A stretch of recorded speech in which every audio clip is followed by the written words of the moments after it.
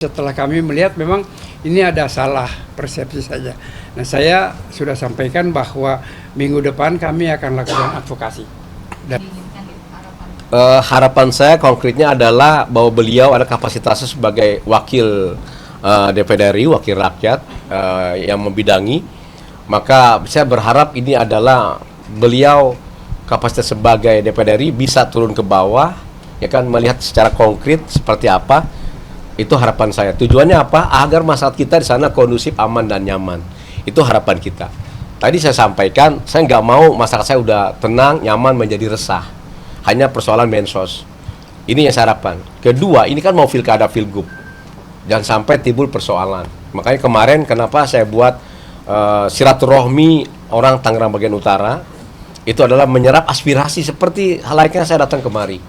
Menyerap aspirasi. Ternyata alhamdulillah tidak ada satupun peserta yang hadir itu dari tokoh masyarakat dari berbagai perwakilan, dari alim ulamanya, dari tokoh masyarakatnya, dari tokoh pemuda, ormas itu hadir.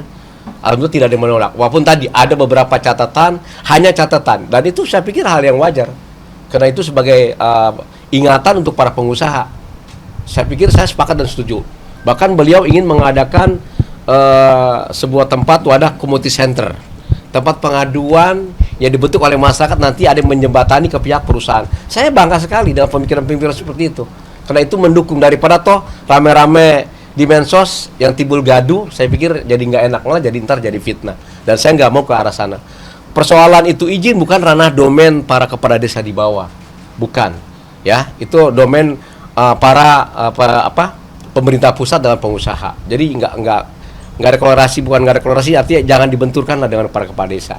Karena masyarakat di sana tadi kata Pak Lurah Satria, ketika belum ada fik itu rumah-rumah agak kumuh. Pas ada relokasi, rumah tertata baik di sana. Dan itu bisa dilihat oleh saudara-saudara nanti, benar atau tidak bahasa itu dalam omongan itu. Jadi seorang pemimpin harus dipertanggungjawabkan. Dan itu bagus memang di sana. Tertata rapi, ya kan, bisa masuk mobil. Rumahnya juga tinggi, tidak lagi banjir. Yang tadi dikatakan kata Pak Haji Satria, ya, Lurah Lemo, bahwa dulu beca aja nggak bisa masuk. Sekarang mobil udah bisa masuk 2. Artinya itu ada sebuah perubahan. Dan inilah harapan-harapan kita. Itulah diantaranya. Tapi terkait hak dari masyarakat sekitar, apakah sudah diakomodir kepala desa setempat, Pak? Maksudnya ada keluhan tentang lahan yang diambil kompensasi dari masyarakat setempat, itu apakah sudah diberikan dari pihak pemerintah daerah atau? Iya, kalau lahan-lahan yang dijual misalnya gitu, itu kan urusan pengembang sama pihak pembeli, penjual kan. Jadi nggak mencampuri, ya. Kalau apalagi saya ya jauh dari tempat itunya kan. Itu saya pikir tadi penjual sama pembeli itu udah langsung berhubungan dengan pihak pengembang. Dalam hal ini pemerintah daerah berarti belum mengakomodir penjualan lahan maupun dari pihak pengusaha masyarakat gitu. Maksudnya udah antara sepihak aja atau ada dari pemerintah daerah yang bicara? Ya itu kan kesepakatan penjual sama pembeli saja. Jadi nggak ada pengawasan nggak, maksudnya dari pihak para kepala desa? Ini kan ada masalah yang timbul dalam transaksi. Sebagai mediator mungkin. Ya, media. Enggak, kalau beliau sih enggak. Biasanya kan kalau memang itu yang saya tahu ya kepala desa. Kalau sertifikat kan biasanya langsung. Tidak lagi lewat kepala desa, kecuali bentuknya AJB ya. Itu ada ke desa sebagai saksi di sana kan atas kepala desa. Itu pun saya pernah bilang ke pemerintah bagian BPN, saya sebenarnya kasihan loh sama kepala desa. Ketika transaksi berbentuk suratnya adalah SHM, kepala desa nggak diikut sertakan. Tapi ketika ada masalah, malah kepala desa yang diajak dicariin. Tanahnya bermasalah, kepala desa ada bicara. Tapi ketika terjadi transaksi berbentuknya sertifikat atau SHM, kepala desa malah nggak tahu. Ini kan juga saya bilang, Pak, tolonglah saya bilang, mau SHM atau bukan SHM, kepala desa dikaitkan sebagai saksi, sebagai beliau adalah kepemilikan terkecil yang ada di desa itu sendiri. Itu diantaranya. Oke? Pak Yoris, setempat di sana khawatir mungkin tidak terlibatkan dari proyek PSN ini, Pak, yang disebut proyek PSN, karena mereka kemudian mengeluh kepada kepala daerah setempat. Bagaimana kemudian janji itu bisa direalisasikan? Apa himbauan dari Bapak? Begini, setelah kami mendengar pengaduan ribut di media sosial tentang PSN ini. Kemudian selaku wakil ketua DPD yang membidangi Kesra, kami coba mengumpulkan data.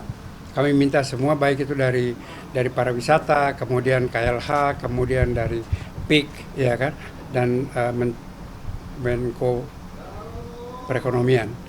Dari data-data yang masuk kemudian kami mempelajari bahwa PSN ini kan sudah disalah tafsirkan oleh ada kelompok yang namakan petisi 50. Seakan-akan PIK itu secara keseluruhan masuk ke PSN, kemudian dimanfaatkan oleh pengusaha ini untuk menekan rakyat.